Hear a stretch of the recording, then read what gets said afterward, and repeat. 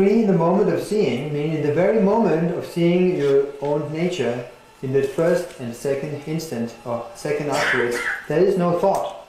Thoughts have vanished.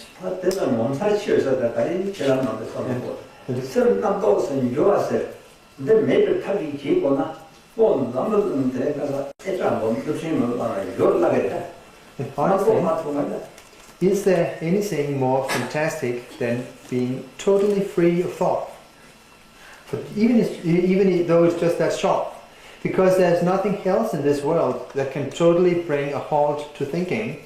You can blow up nuclear bombs and so forth and use all different techniques, but nothing really stops thoughts. But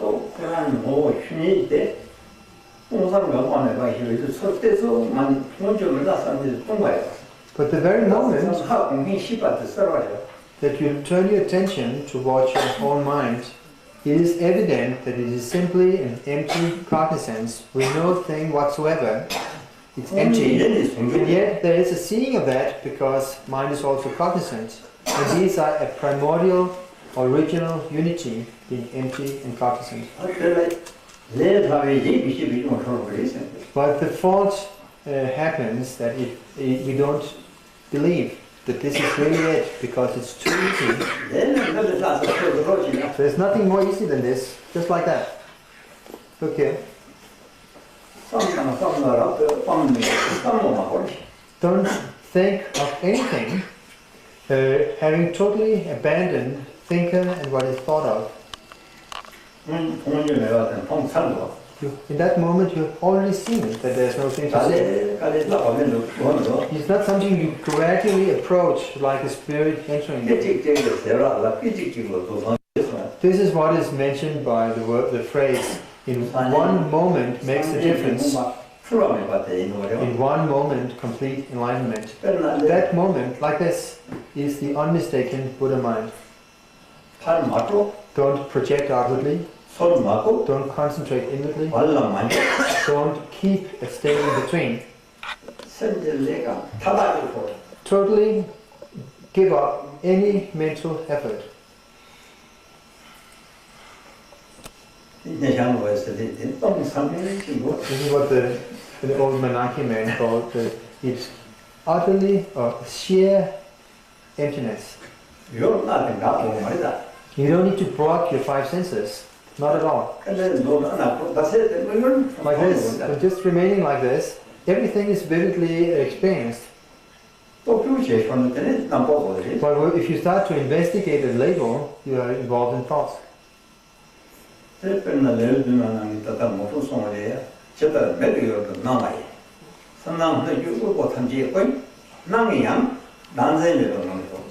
is what Professor Baba said in the sevenfold supplication. No matter what appears to you in the realm or in the field of your vision before your eyes, the world, the beings, and so forth, even though experienced, just let it be without any fixation. In other words, disown everything. The dissolving of subject and object is the pure form of the deity. Whatever moves or occurs in the realm of your ears or any sound, all resounding, whether pleasant or unpleasant,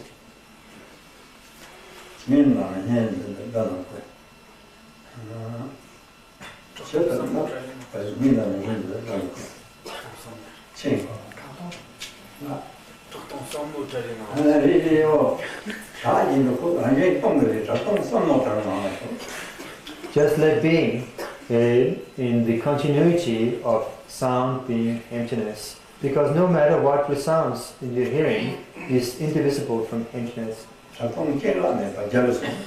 The empty resounding beyond arising and ceasing is the voice of the victorious ones.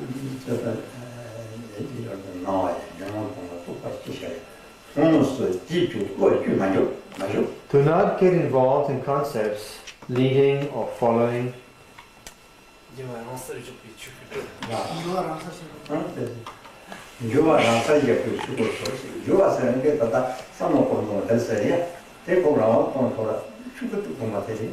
By leaving your thinking to itself, it dissolves naturally into Dhammakaya. The thinking means our thoughts of this and that. If you just let it be, it naturally dissolves.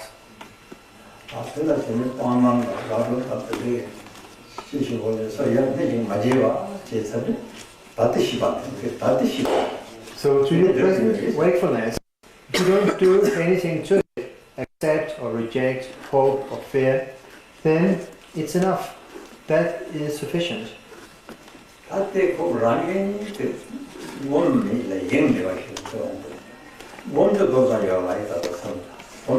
So what you naturally need to train in is to not imagine something by an act of meditating, but also not to be distracted for even a second. Being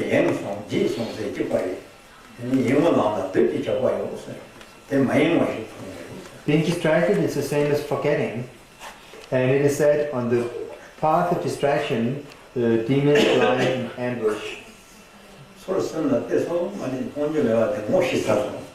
The moment you look towards and acknowledge empty cognizance, that is called having recognized.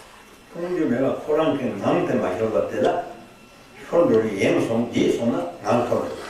then there is the continuity of empty cognizance, which you don't need to fabricate in any way. Just don't forget it. Once you forget and start to think, then the continuity is lost. The moment you look, the empty cognizance is seen, recognized. And then allow the continuity of this seeing to continue or be sustained, but automatically. Then for an ordinary person, again a thought occurs. Then you remember, oh, I forgot.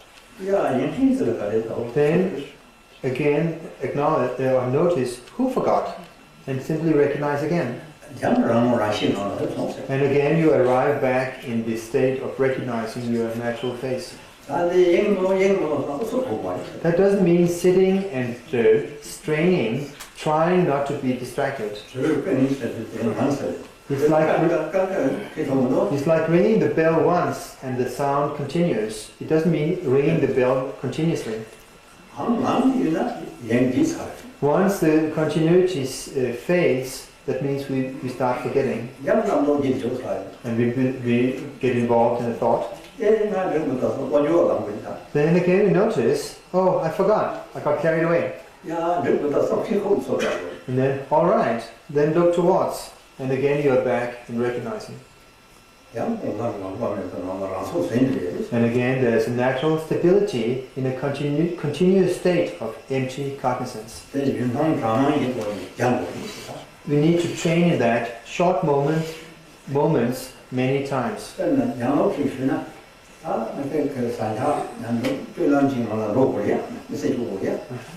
We have learned to live in this life through training. We have learned how to behave, how to move about.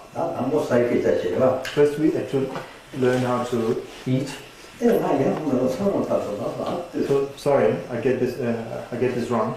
We have to train while involved in the activities of this life. For example, while eating, we taste the food and we start to think about the food and then notice, oh, I got carried away. Again recognize while eating.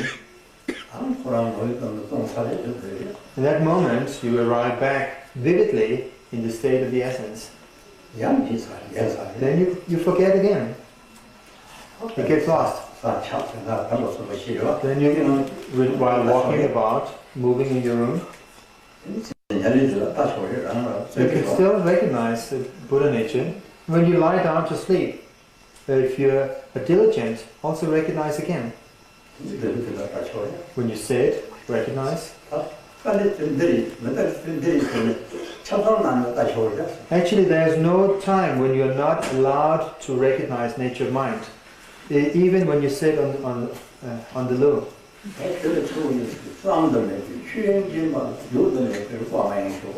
It is said like this: in the naked state of Dhamma Dhatu, which is unimaginable, relax the ineffable state of awareness. If